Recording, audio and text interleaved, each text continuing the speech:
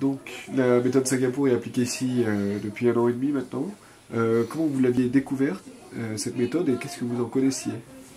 Alors, je ne la connaissais pas.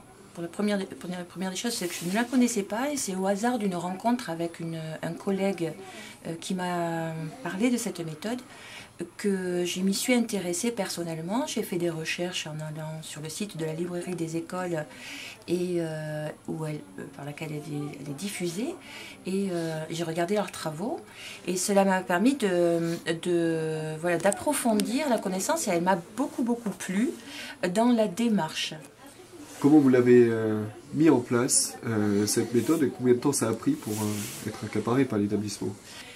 Les uns en avaient déjà entendu parler par leur formation, s'y étaient déjà intéressés, et les autres n'en avaient jamais entendu parler, mais ont commencé à se former, ou plutôt à regarder un petit peu de quoi il en retournait.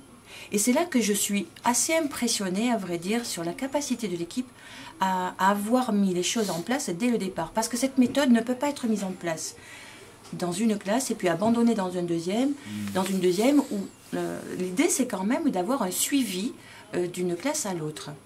Et de ce fait, au mois de septembre 2016, tout le monde a commencé à intégrer dans sa pratique la méthode de Singapour. Ça veut dire que ça ne s'est pas fait du jour au lendemain, ça s'est fait petit à petit, et nous avons pu avoir une formation avec Monica Nigoy qui est venue nous accompagner dans la mise en œuvre de cette méthode de Singapour.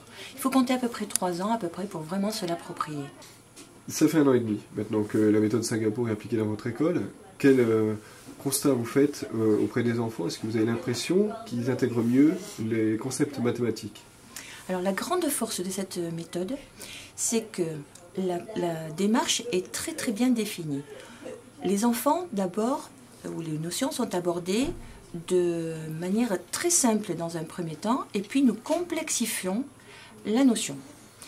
Dans un deuxième temps, elle s'appuie toujours sur une approche concrète, avec une manipulation, vers une démarche plus semi-abstraite avec une schématisation, et enfin on termine par plutôt l'approche mathématique plutôt abstraite. Et là-dessus se rajoute tout ce qui est de l'ordre de la schématisation, aide vraiment l'enfant à faire des représentations mathématiques. Et la grande force également de cette méthode, c'est qu'elle s'appuie sur le raisonnement, le calcul mental, et les enfants, de ce fait, donnent beaucoup de sens à ce qu'ils font.